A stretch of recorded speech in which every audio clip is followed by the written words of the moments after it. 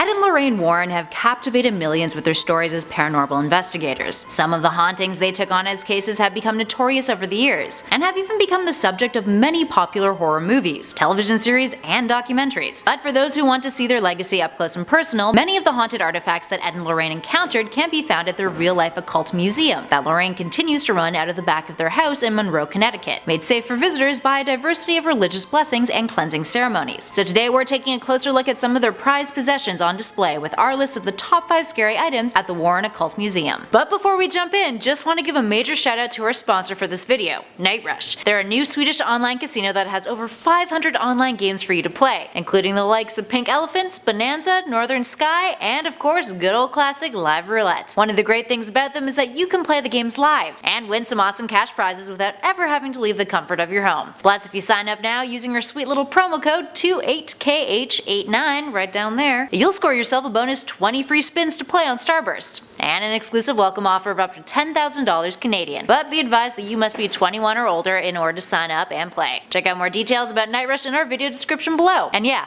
I'm also wearing a different outfit, thanks to the magical power of editing. Suspend your disbelief, my friends. And with that being said, let's jump into our list. In at number 5, the Satanic Idol. This lanky, horned, demonic-looking idol was discovered deep in the Connecticut woods. A lone deer hunter was out there with his bow when he came across it. Apparently, the hunter felt an immediate sense of dread and became frightened, and felt the strength leave his body. Freaked out, he made the decision to flee, walking away from it on a footpath. That's when he spotted a man dressed in all black with a white beard, who came seemingly out of nowhere, who was walking in step across from him, not looking at him at all. The hunter tried asking the mysterious man if he knew the way out of the woods, but the man didn't answer him, with words at least. Instead, he just used his finger to point towards the direction. Many people who have gone to the museum have reported feeling chills when they lay their eyes upon the Satanic Idol. But where exactly it came from originally, who knows? Up next, number 4, the organ. Amongst the collection of satanic objects, demon masks, death curses, and haunted dolls and toys, the Warrens have a much larger haunted item that tends to attract people to their museum, an old organ that reportedly plays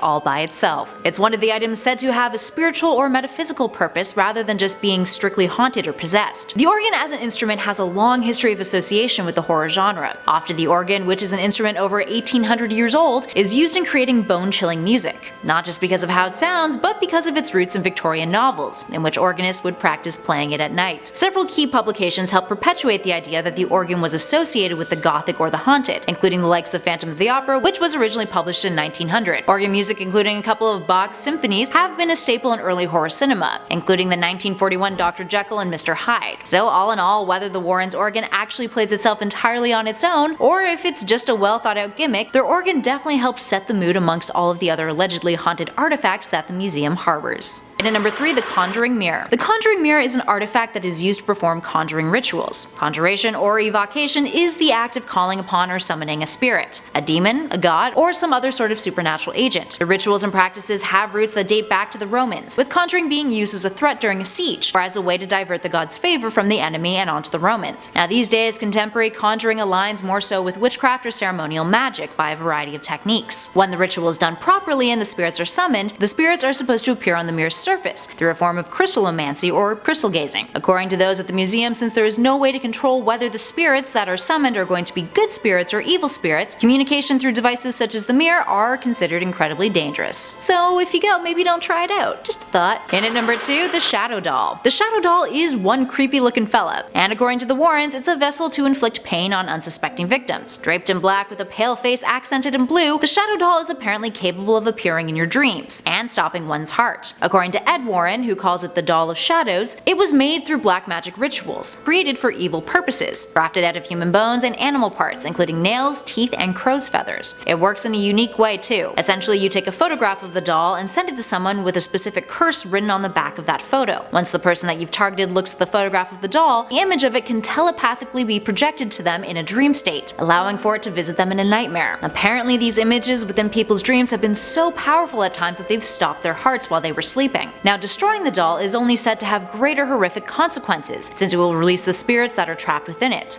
So how did Ed and Lorraine get their hands on it? Well, a couple who had purchased it from an antique dealer brought it to them after experiencing the same horrible nightmare featuring the doll night and night again, and waking up with scratch marks all over their bodies. The following night after it first happened, claw marks started to appear on their bodies, which is when they called up the Warrens. According to the Warrens in a press release, the doll's sole purpose is to wreak havoc upon innocent human beings. And finally, in at number 1, the Annabelle Doll. The most famous piece of the Warrens' collection at their museum is without a doubt the Annabelle Doll. It was locked up inside of a glass case with a sign in front of it that reads, "Warning, positively do not touch." While it may look like a regular old rag doll, the story behind it is by far more sinister. In 1970, a woman bought a Raggedy Ann-esque doll for her daughter at a thrift shop. Her daughter, Donna, who was in college at the time, liked it and brought it home to her apartment. But soon afterwards, her roommate Angie and her started to notice strange happenings, all of which revolved around the doll. The doll would move by itself. It would appear in rooms other than the one that it was left in. Small pieces of paper with childish writing began to appear in the apartment that read things like "Help us" and "Help Lou," who was one of their male friends. And one day they found the doll standing up on its own. Freaked out, they contacted a medium, who told them that the doll was supposed to be possessed by a little girl who had died in their apartment building a long time ago, named Annabelle. The doll told the medium that she liked Donna and Angie, and wanted to stay with them, asking for their permission. The girl said yes, but by doing so, this allowed for more paranormal activity to occur, including a male friend being physically attacked by the doll one evening, leaving burn marks on his skin and causing him to bleed. That's when Ed and Lorraine were contacted, who discovered that rather than it being possessed by the spirit of a child, the doll was being manipulated by a demon who wanted to get closer to them, with the intention of possessing one of them. So they gave Annabelle to the Warrens, who now keep it in their museum. Alright, there we have it, friends. Which of these items freaks you out the most? And do you believe in the stories behind them? Give us a shout in those comments below and let us know your thoughts. If you dug this video, hit that like button, and for more supernatural, head on over to our channel and click subscribe. In the meantime though, I've been your host Kelly Pally, and I'll catch you guys all in the next video.